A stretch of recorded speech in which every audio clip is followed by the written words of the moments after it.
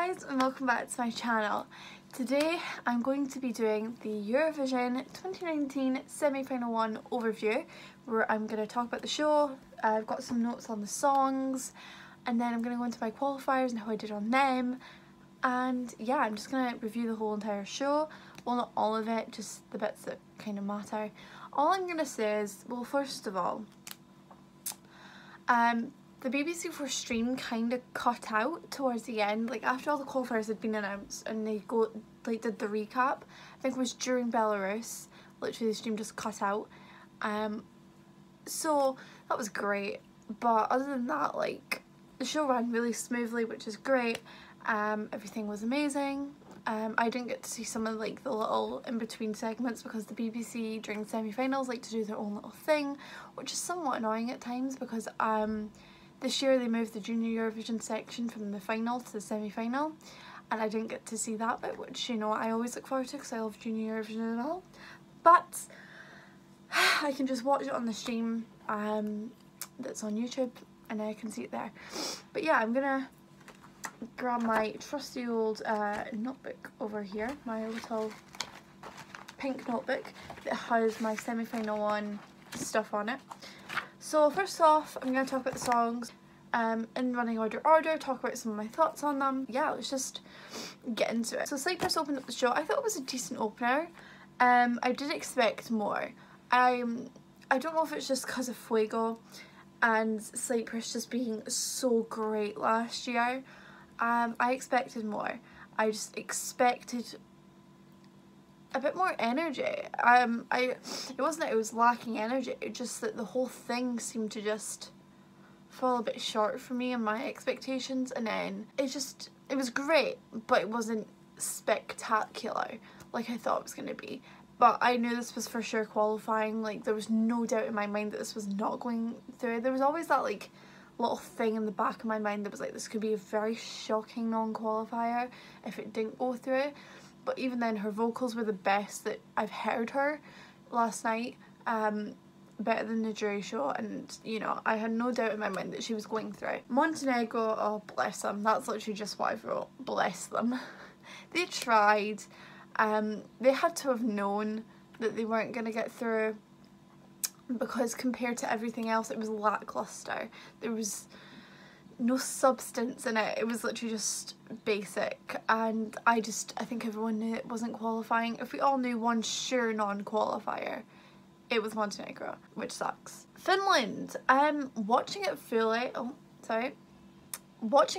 I still stand by what I said in the second rehearsal reaction.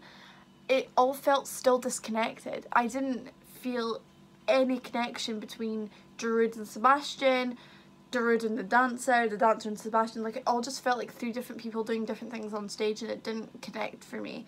Because of that, I just knew it wasn't going through. I thought maybe the name would carry it on, but in my mind I was like, Sebastian's vocals did improve majorly since the national selection, but to me it just wasn't strong enough to go through it, and the disconnection as well didn't help that at all. Poland, I was shook, but in a good way.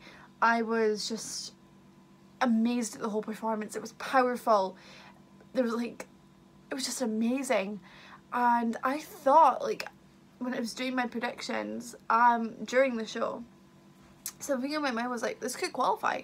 I didn't have it high on my radar beforehand, and like I said, the staging really did pull up, but I was like shook. It was so good. Like, the turntable as well was really good. I didn't expect it to be that well like shot and look that good, and it did, and I was really surprised it didn't qualify, to be honest, because I thought it could have. Slovenia, oh god, I was so nervous. Oh Jesus Christ, I was like almost crying. Basically, Slovenia was everything I wanted it to be. Simple and intimate, but effective. I was really doubting it. When it got to the last qualifier, I was like, is this going to qualify? I think you saw, I was literally like, I was almost tearing up. I'm almost tearing up thinking about it now. I was literally just like, could Slovenia just not qualify? And I could have a mental breakdown right now. But in the back of my mind, I was always like, well, juries are going to think it's different. And there was points where she did, like, she kind of looked at the audience, which I was like, okay, good, you're connecting with the audience, but please try to connect to the actual cameras, please.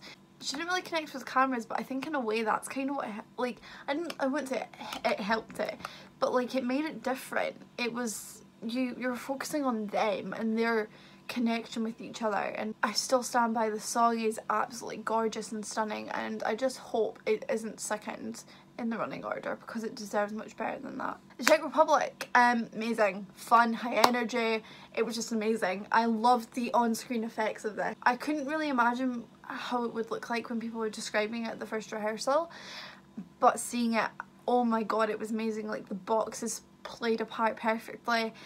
It was just amazing, and I knew this was qualifying. Like there was no way this wasn't. Like, it's amazing how since they've returned in 2015 they've qualified 3 times out of 5, and compare that to their previous track record. They finally figured out Eurovision, and I'm so happy for them. Hungary, this was absolutely stunning. Like I was breathtaking. It was even more gorgeous than the second rehearsal footage I saw, and I was so shocked it didn't qualify. I was astounded. I was like, oh my god, that's the first time since 2011 they have not qualified. I do feel kind of bad for Yotzi because obviously qualified in 2017, got a really good result, and then he returns and doesn't qualify. Like, it's always that, there's always that risk with a comeback, and it could be that because it was in Hungarian that people didn't connect with the message a lot more, but then again, like, so was the 2017 entry, so I don't know what happened this time that didn't get them through. You know, I think Hungary will come back even stronger in 2020. You know, they're going to learn from this and be like, well, maybe that didn't work, but we can always come back. Like, we've done so many different things and we've gotten through.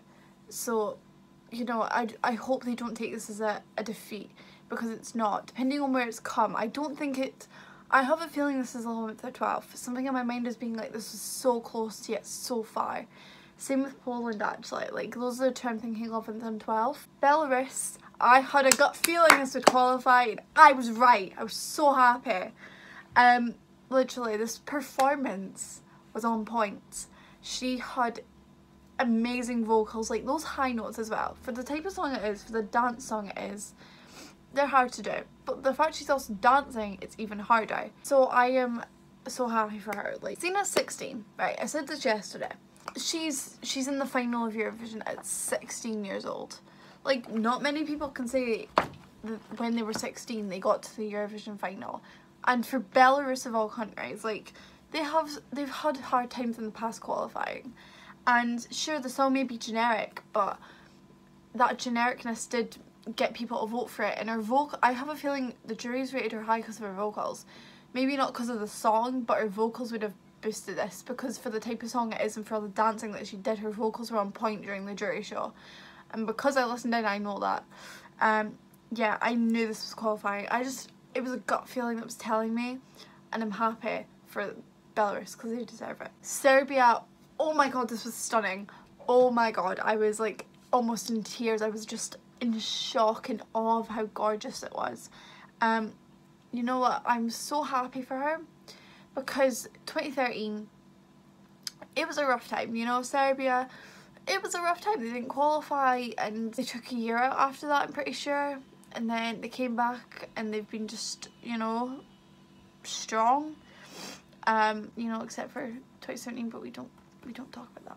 I'm happy for her because she deserved better in 2013. And I'm glad that she's finally getting to go to the Eurovision final, because she deserves it. Her vocals were on point. That performance was absolutely stunning, and I knew this was qualifying. No matter what, this was going to qualify. Belgium, oh god. I feel so bad for Elliot, because watching the performance, he looked and sounded so incredibly nervous. You could see it. And it wasn't like a blanched nervous where you could kind of pass it off. With Elliot, it was like a, oh my god, I'm doing this and I'm so scared I could mess it up at any moment. And you could see it on his face, and it sucked. It's just the performance overall wasn't strong enough. The song as well, people were already saying from the start it was non-qualifier, and that didn't help it, and the staging didn't help it, and it sucks. I feel like if Elliot had a stronger song with stronger staging, obviously this could, like, he could have gotten through. It's just the song wasn't enough, and I feel bad for him. I knew it wasn't going through, and I think a lot of us kind of knew that as well. Georgia, I was shocked at this. Like, the rehearsal footage had me a bit like, okay, this could like sneak through, and then the whole performance as well kind of was like, oh, what could this actually go through? Like, I wasn't fully sure if this was gonna qualify or not. Yeah, shook. His vocals as well were actually like really good, and I wasn't expecting it. And like, there's a couple of performances that I felt like some of the mixing sounded off. It was kind of off throughout the show. There's a few performances where I was like, some of this is a bit dodgy. I think Poland felt kind of just below the music. Who else? Belarus as well, at some points when she went low, were a bit like it blended in with the bass line. Belgium kind of felt under the music. I think Georgia as well kind of did. There was a couple of performances where I was like, some of the mixing sounded off. And even from the start of the show, the mixing sounded off. I kind of want to say that as well. I don't know if anyone else agrees with me with this, but if you do, comment below, because I don't know if it's just me that feels this way. But yeah, for Georgia, I just wasn't sure if it was actually going to go through. In the end, I just kind of decided it wasn't, and I was right about that, so yeah. Australia, right, I feel like I'm going to hate for saying this. For me, the whole performance was still underwhelming. Sorry guys, and it's nothing to do with the song. Like, Kate delivered this live perfectly. But I don't... People who said Russia would be elevated by the staging, and that wouldn't be fair, are probably the same people that are going like bananas over Australia. It wasn't on anyone's radar until the staging. It's annoying because I still didn't see the whole the whole hype about it. For me, it was still just meh. And I get it, she's like however many feet up in the air, like swinging about singing, and I commend her for that because that is absolutely amazing. But the whole performance as a whole, like, I was like, where's the hype coming from it? But it was a sure qualifier.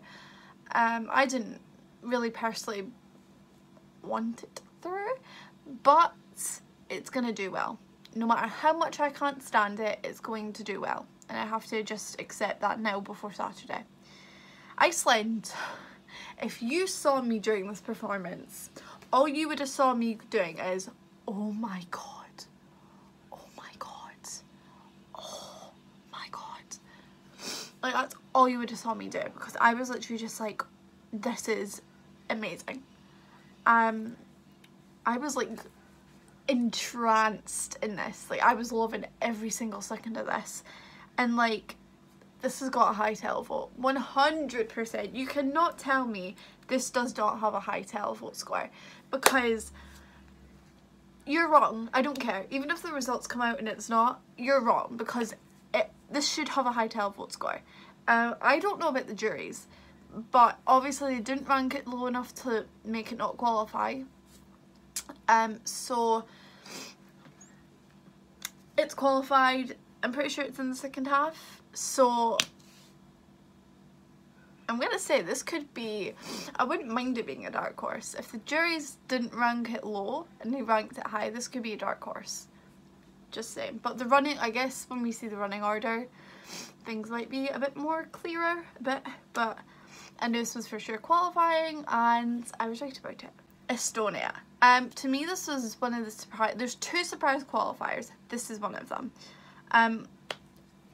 I just didn't expect it to do as well, because I thought personally at some points Victor sounded really off. I think he was sharp a couple of times when he was going high, but I think he's always done that. I don't think he's fully been able to sing like the chorus when he goes high and not sound off. I mean, the effect worked great, which is fantastic for them. They got it to work, and it worked, and it helped the performance. I'm just still surprised it qualified. Yeah. Portugal. Right. God. I always said one of the Australia, Iceland, Estonia and Portugal bunch was always going to miss out. I personally thought it would be Estonia. However, on the night I was sitting there watching this, and I've seen this perform, like I've seen the Festival de Canção performance so many times. I've listened to the song so many times. Like, I have a connection to it. I've connected to it so many times. And something in my gut was telling me this isn't connecting. This isn't going to qualify. And I was right. And I hate that I was right. I don't know. Just something about the performance lacked what it had in the national final, and I don't know what it lacked in the, like, that it had in the national final, but it just lacked something. It felt awkward at points when the kind of instrumental breaks had come in and they were doing the dancing. I was just like, why is this not connecting? It just felt awkward. It felt off, and I hate that I was like feeling that way. But we always said one of them was going to miss out, and I knew that one of them was going to miss out. I was never one of those people that was like, all four of them will qualify. It was never like that, because it's not the way Eurovision works, and especially in that bunch of just what the hell, okay, generic pop after what the hell, but then another what the hell. I just knew it wasn't going to go through, and it sucks that I was right, because I wanted it through so badly. Greece, very great. Like, this was a for sure qualifier no matter what. Her vocals were, at times I was like, okay, she sounded a bit, I didn't know if she sounded off or if it was the vocal mixing, but then she got the note perfectly, and then it was just, I love the whole theme of it. It was ethereal, it was just stunning, and when they put the ball into the audience, I was like, please make sure that ball does not go back on stage. Otherwise that would be awkward. But yeah, not have much to say about that, because it was always a for sure qualifier no matter what. San Marino, okay, what the hell? What the hell? It qualified. I am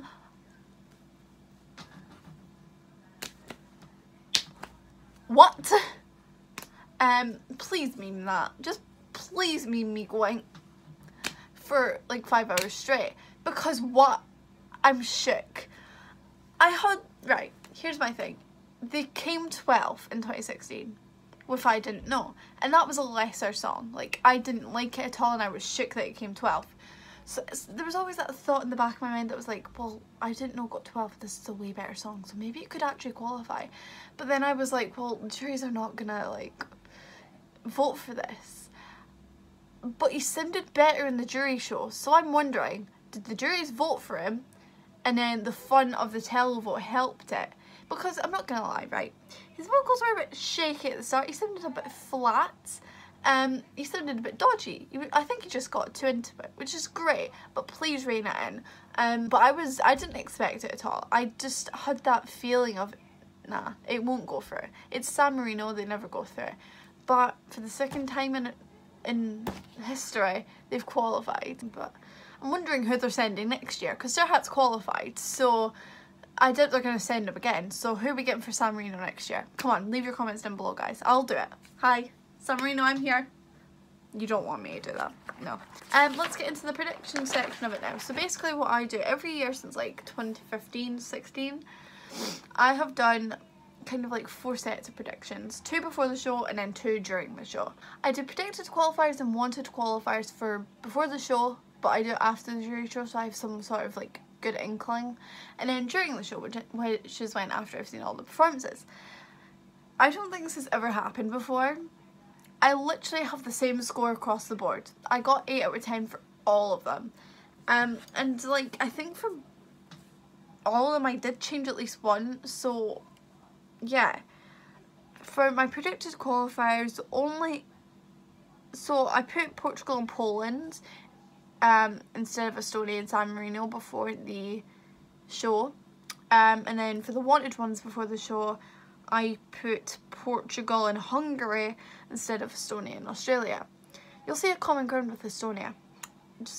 You'll see why in a second. Hi. For during the show, my predicted qualifiers that I didn't get were Poland and Hungary.